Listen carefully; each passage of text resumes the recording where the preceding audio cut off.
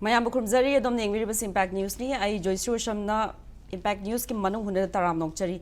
Ngarang ako'y laiba sige Parliament monsoon session haukre, aduga ngasi na nini sibunumit ni, ngarang haukibanumit ta ahan bada hozik national tragedies thokiba mayam dugi victim da tribute period na main haukiba dugumba mifamni aduga hanaki monsoon sessions raise da Manipur gi ki oibe issue Manipur gi agenda sudum yauri ahan bada bill tara manga puthokadori ba bill as raise da Manipur goods and services Tax Amendment Bill 2025 to replace an ordinance Masizu Putokani Hairi Aduga Si Haktanata Manipur gi demands for grants 2025-26 Masizu financial business ta mana Bukatkani Hairi Aduga Amana Manipurda President's Rule Masi resolution Masi extend to wagi Matang Dasu Hadaki session as raised up Putokani. Adubu Hariba, Hoy Manipur gi issue Putokadoriba, monsoon session, Leba Sigi sessions, a Han Manumitazu, Adugangasi, Ninichan Manumitazu, opposition ga, Aduga, the ruling parties, Adige Marakadum, protest mayam, Kolau mayam, Golina, Domlotion Cray, Narangasi, Ikanghodana, sudden Hibatari, Yam, shocking Zoeba, sudden Zoeba. India gi Vice President Jagdeep Dhankar nama resign health issue haksang nuaitaba mayam paladuna resignation pisan ki baduda hozik political parties mayam gi marakta masi kainoma leiba mali haibegi aduma speculations lei aduga maki resignation asi ngasi President Draupadi Murmu na accept aukre masi parliament dasu officially announced organ maina accept aukre habegi pau lei aduga khoina han manumisreiza Manipur gi matang da di kemta wari sanaki baleite ngasi nini chanbanu mitasu both Lok Sabha and Rajya Sabha adjourn to Grey Manipur gi matang da maina pukale habegi pauji leite dum opposition ga hozi ruling party ani gi marakta especially hozi operation Sindhur aduga atopa hiram kayada dum jaina ba fauduna dum controversy ga dum lotion kre mathang da date 23 Pungtara Mathoy Fauba, Mane, John Tokre. Aduna Manipur in Parliament, Handaki Chathariba parliaments raise the Manipurgi Matang, especially President's Rule, Adegi budget ki Matang, especially budget, Habidi Akoi Lambi Tongi Fibum, Adegi government employees ki salaries pending Oiba, Duga, Hiram Kayada pending Oiba Mayama, Sigi Matang, the budget Putokadori Banina, demands for grants Putokadori Banamasiamna, Maru Oiba, Mina Longnari, Nasigi panel discussion, Asida Soruga Biriba, Akoigi panelist Nahan Bada, Oza Dr. Chinglen Maisnam, Professor, Department of Economics, Manipur University. Oza Butaram Nokchari. Ani Subada, Oza Dr. Dhanabir Laishram, Social Scientist. Oza Butaram Nokchari. Nasigi discussion Hogdokcha was Han Bada, Oza Dhanabir Laishram Lakchage, Oza was a Parliament, Mawang Sudum, Hoi Center, President's Rule Nina, direct center Nadum Kanotorum, every issue legislative process, Parliament Dadum Torobanina, Parliamentsina or centers na Manipurgi, Miam the Magta, Tasing Tamoy saying Nadum issue agenda Miamze Pukatpirakani and Kanbibra, Aduga, Pazan discuss orga Manipurgi, Miam Giafanabe the Magta Tabaktorum Ampakani and Kanbibra. Joyshree Parliamentary Akoina Joyshree Sutapi Greco Handaki Mifamzi Amaru is Yakoida Sagi President Rules extend to Godra Toridra Wariboba Adegidi Sagi Magi demand for grant Kadu Montana in Virakadra Maramdi demand for grant do Hetanate Magi purpose lady the procedure lady voting toner Kadoini they cut motion Kadoini Handara Pusiaiko Yanada Pusiai ada marudiam weba khoido zile isiko ada Manipur gi oina GST kari khana badusu yawarne se akhoi gi di yamna maru oina longnei bako adubu Manipur gi context ta zile isida Manipur gi ngorga di khara tapna di tor to male ada nga sai habiba dumaina akhoina asa chauna parliament ji phajana yengjaraga parliament ji na sabna sabji sabna sabji di bill ji putokadoi je maru oina 15 do Hanagi 8 sina Ariba 2024 Gineva. Ado Ano Taret Sina 2025 Gineva. Ada Ano Ariba Duzu Magi Ek on another Yab Lodonidana. Ada Yame bills in Zizoki, Ayamanabudi carriers of good center Sea Samudragi, Poche Putopoke, Yamba coastal shipping Motawibuko. Aduda coastal shipping is in Atabaco is in 2025 today. Income tax gumba, the taxation law gumba, the national sports, government ki governance ki bills, CGRE, the national anti-doping amendment su yauri ko Yes. bill di loi maru oiba ngarang din namdana budi pass ta buri amko ada sida yamna khoi miyam da yam nungai ba ma handa ki parliament session je lei ji opposition jam kan le handa ti ko opposition jam kan baduna ngarang se ejon mari rak to boy si bera ne ba adi ngale re thok torina kari gi torino hai kanda hanabudi akhoi gi om birla je sisu magi mongonda tu loktho oina hai ji bjp gi mla mp yaurga 145 ne ba yame ba ko magi sigi chaw irang le moina article 124 dai 217 219 ni betungina loktho ga na piri ko adi tanja ji dam sagi jagati dhankar do vice president is our poni keno india ki vice president jina rajya sabha ki sumana chair log doin dina whole this rajya sabha ki nainari myam jimana chair log doin ba ada 25 days eta loina ba phambagi parliament phambagi gp kanda matam du da khara gap lenge da resign to ko busina ta ba heta session hawra khudak te tokselena adujo opposition ki 63 member na chumaji lokthopagi pot moi manung de city am leigre adugi wari duna tongan ba ma oiraga thamjaning idi yam langre ba ko ada lang e charak sida mayam jina yam chaur jina mu kai noida sagi opposition phing le ji manipur india gi miyam na ju sum question yam tawba opposition ju tawba ade moi na ju pakhum ade dum pi dana lakpa pehelgan gi issue ji ma ko adani subada sagi operation sindur do adugi manungi asengba mayam akhoi land sokpa khotpa de toiba kaiba amang ataga do sengna khangba lotpa council to manu pot khara yauri ba transparent oida se sizu house ta direct hanga house ta ga prime minister na khamaning bagi posu leitabadi nataba aduda adugumba mayam da america gi president gi donald trump ki magi lamamagi sovereignty du kaibagi mongda man e hiring towe manbagi mong dona tongna basida ruling party gi make degi ju asuk sang tamje sengdorei dana ko adu ju pukhatana house da yam nungai ba debate ama tawgane na khingam amam do ngarang je prime minister ju mung laktre ko ade prime minister gi magi ju soiba hagadra akhoina isam chama miyam na ju warau ga do pot ama leise mazi leader of the house ne ko parliament ki leader of the house hai party du ki ruling party ge mazi amaru be ne ba ada hangi ba question me am ji mongon da hang dui ne ba ada pakhum du pi dingi mang da mu parliament ge outside the press conference to thoga man ngang ni ba khara nga me ada man ngang ni be di debate ya de dana ai foreign against argument to bu yadre ade mathang hangning ba khotning bu to bu yadre ade di pen na langne re ba ada adu amu karina mu mai pige da united kingdom da july gi tang kulum de kunmari ga mu sakane hai foreign tour je yamna opposition so yamna criticize tawre within the parliament session da luri di manu unadoi je british ke prime minister unarani ade maroina khoi gi ningthau chi keno charles unarani ko ada sigi unadoi je karimbo ki di yamna maroi badi nate habidi britain ga india ga ni gi trade si yamroina khoi india gi export me amje masi britain da moi gi tax to lobby de bagi 99% gum ji tariff si handana bagi pot haina bagi pot oiba loiraga su yaba pot ni dana parliament session loiraga ai mama de salo gom ni dana ade adu katang amu go di fareba amu maldiv to mu session doreba july tang kumga ku teruk se ada maldiv ki sina mo magi president Muhammad Muizu unadoi ko ada hoi ma economy gi maritime gi security partnership gi di India ju darka diam webani na unabadu diam phare ada ma bilateral ties da trade ki technology gi adagi security gi education gi climate change gi health ki ka gi am yauri ba loi namak si yengaga isam samna numin nipan ni mukti mang dore ba haibadi chathok chachin halakpa si tharaga khudakta sala ngang ya pote khudakta india da molag ya pote no za so is the opposition ke side gi ju especially congress ki jairam ramesh mana point out or have this mina parliament dadi masak yu udaba aduga foreign tour chatpasi yam criticize tawado amuka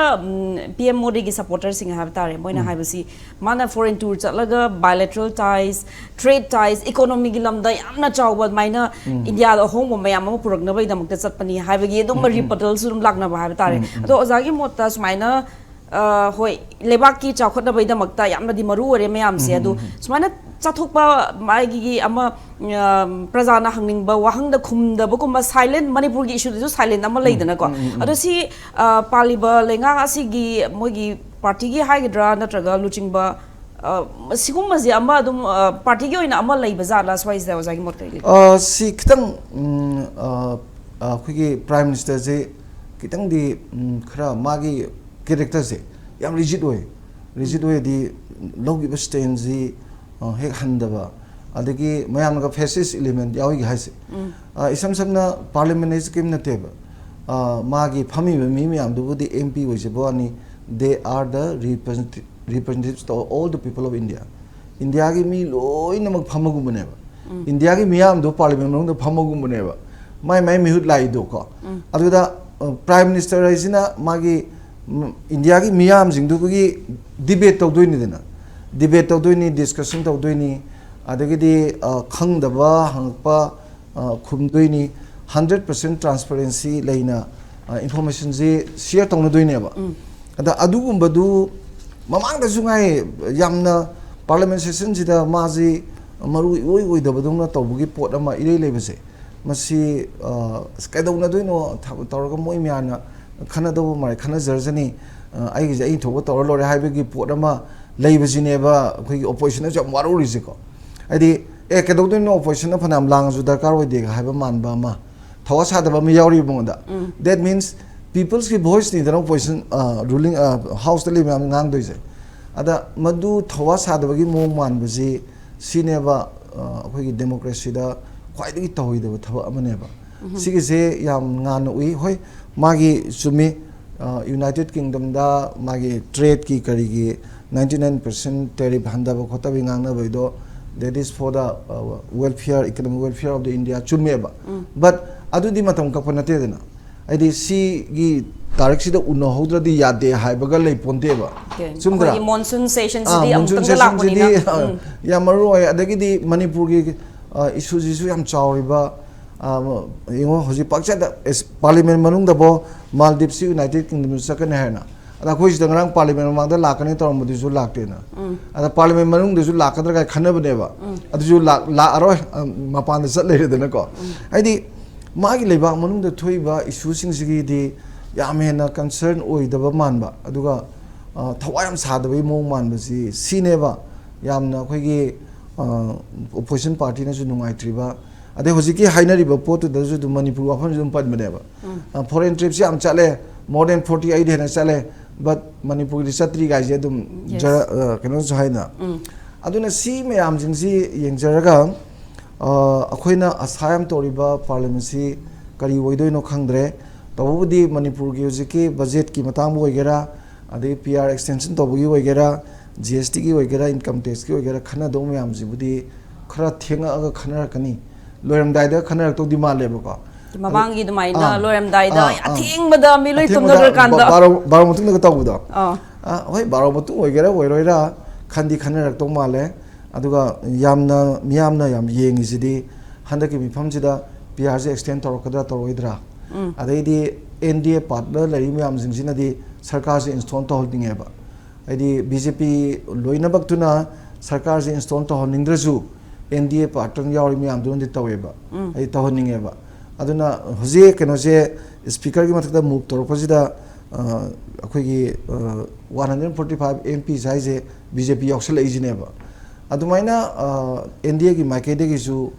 lehenna bahira ga di well and good ko adugi angkadu de yenga Manipur gi MLA sing su sarkar ji leher ba yai ga na khanba gi posu adum leheba sigi ji Shiva Sena gi maikede gi yam thamgrab ne ngarang house ju Shiva Sena na mamai da yam bhajan takhala khrina awna sibe yam jing ji loi yeng jaraga asa yam tawjari ba se haurak pada seu phata bai do khoi seu phata bai nam leidene Joyshree aduna ayuki nungsa phajana tholopa Atiya तरु तरु bore no मुदु दाव यादव मालिदना हे ओबगा मोंग चा चा तो मोंग चा चा दंगना होपसे क्या elect तब निमित तो मैनु नुआई तब दंग तो बदो अदुगी मोंग दो नगरा जे खोइना पार्लियामेंट सेशन जे थवाई ताना कवरेज तौजरगा तौरि मयाम दु उबदो निंग मयाम काइबदो अदु लई अदु बु होय मतुंग ला तारपदे येंगिसि अदुगा प्राइम मिनिस्टर की फॉरेन माय विजिट ओइरो अदगी ngarang mata हाउस तो याव दबो ओइरो सि लोइनमक सि येंगगदी नुआइबम दि खंगदे ना हाइब तारे मरम दि ही इज वेरी इंपोर्टेंट को लोइनबकी माना लीडर ऑफ द हाउस नेबा इन शॉर्ट अदुना माना ngang स्टे लोइनबक तोगदोइने तोरकदोइने थबो ओनथोरकदोइने अदा नामथोगा लेबिदोंग तोबजे नुआइतबा फावे ओवरऑल इंडिया के नुआइरमोय अदुगा मणिपुर की ओइना अमुके हेना खोइना अखोइ जि यामना हानादैसु care लौबिद्रे हेनजु लौरोइद्रा हाइबगी चिगनाबा लेतबदि नते थमजगे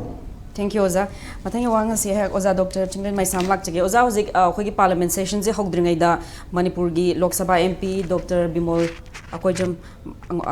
mana se exam Imphal da press meet tawraga parliament da pukharkada wafum yam je thamgi especially hozik PR extension tawbasida oppose tawgani haibama aduga Manipur gi IDP sing resettlement gi matang da national highways da free movement lehen bana chingba mai issue mayam mari mai pukhatkani and especially maina powder fungo kibulai kre do handa ki zeiza PR extension gi matang da zu khana ga dori banina hozik parliament da Manipur gi matang da khana matam da truly hoji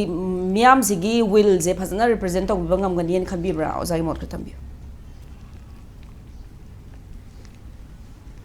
han bikisimadi parliament ki zigi chathari session se sigi maram da han khartham dingi ko adi oza dhan bisu gi am pasan tambi kre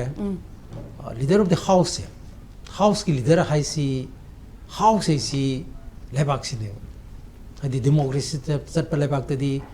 koina house adi assembly da warga su ese koi Manipur state ki di assembly da khana riba mam si masi khwadi awang ba tha ki warep no bom mafam do ne si gi ko ada yam nan wai ta basi parliament ki sigi session ji monsoon session ji amaru ga session ji da Narendra Modi prime minister masasi absent oi bisi sida natana koi all party meeting da su adum absent oi ba adi mayam hetti na tangna bagi pose lap ta absent oi ba adagi koi gi parliament da su absent oi ba masida koi gi masida laiba question di accountability question am lai adi masi accountability question ni di yamna luraba yamna critical oi ba national issue including Manipur gi suji national gi yam monober critical issue ji gi marak amane masida koi gi respond to si prime minister gi yam thu tai hadi leader of the house moina masi am thu ta bani ana sigi koi gi mai respond to gada ba adumba masagi prime minister duna koi gi absent to busina koi wathok arakna hauji koi gi house da masi langnarak pase handaki hek hobada monsoon session je hobada adjourn haiba wai sina khwade na hena popular okhel isi hadi Rajya Sabha Lok Sabha ani maksida adjourn ngatang hai grebe ko ada ina discuss talk the adjourn si lebak pumba yengari ne ba kuisi ana si am ngaita ba ado ji akoi na bidi khana blai akoi gi khumbang amoi de wang tatna hang ba horak le na se de yawi de ko na wang me am ji ma khumba ngamoi de wi film se le bra natra gana ai si am popular wa henge khalaga di ai si yaring option noi ba hadi lai de ga khoi gi option noi ba aduga ngatang present noi ba ekta mayam ji ekta koi gi khong pai dang khoram ba toin toin uraga di koi gi misi popularity wala ina nawai thaina ai ngasing seng em jinja festival to bo matam sei da han gi koi tam khun joi kuma sei chakpa joi kuma ma theng ne ngasai i ju theng na ba ada nungdin ju theng na ba hom lak theng na ba pham sei da koi ga ada man hai as Chinglen Manipur si di phawam leiti na hai phawam leiti am pik pani ngata sim theng na le na sim tab yam to theng na di mi phau ya ti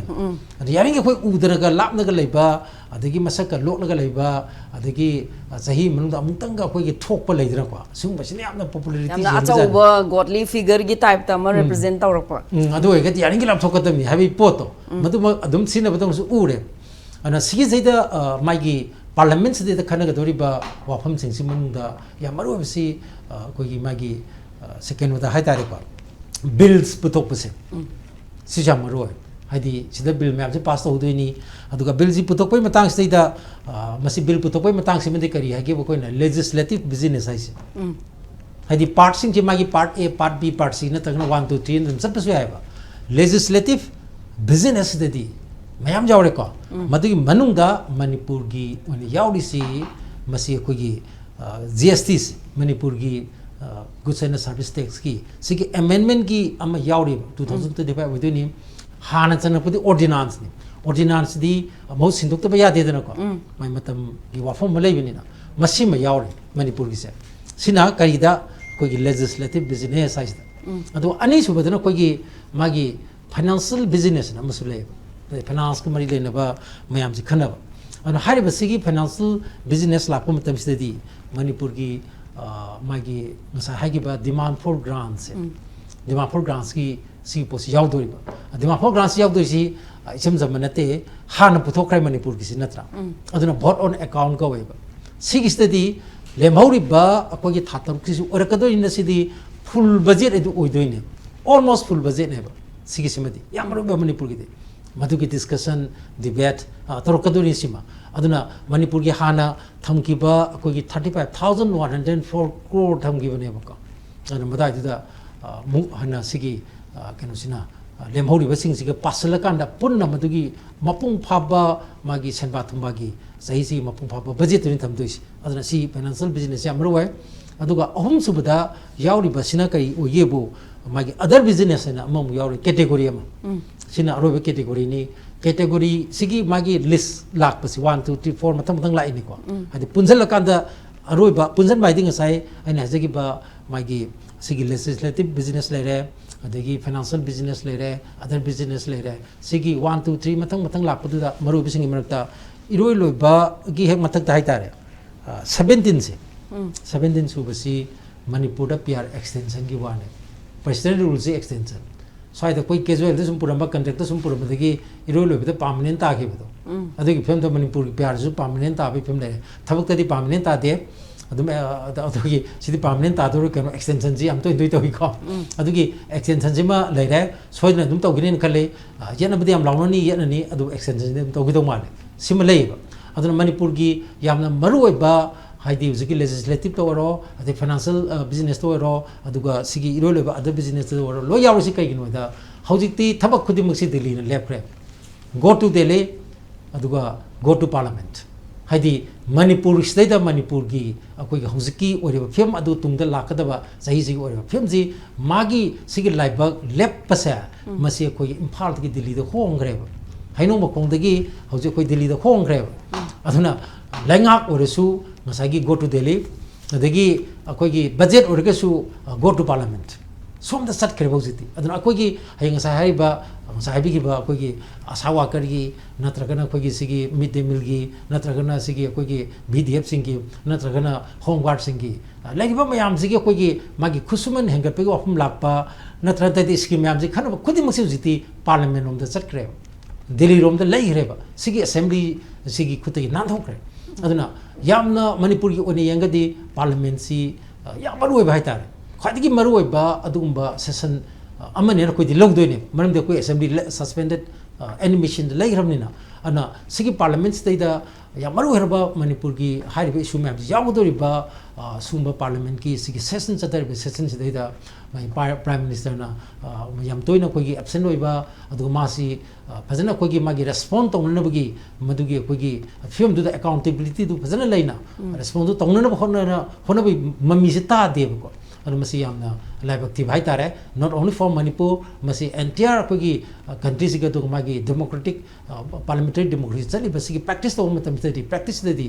masi di amaru ba amane ba adu atai wa pham sing du di ai mathang da tham jage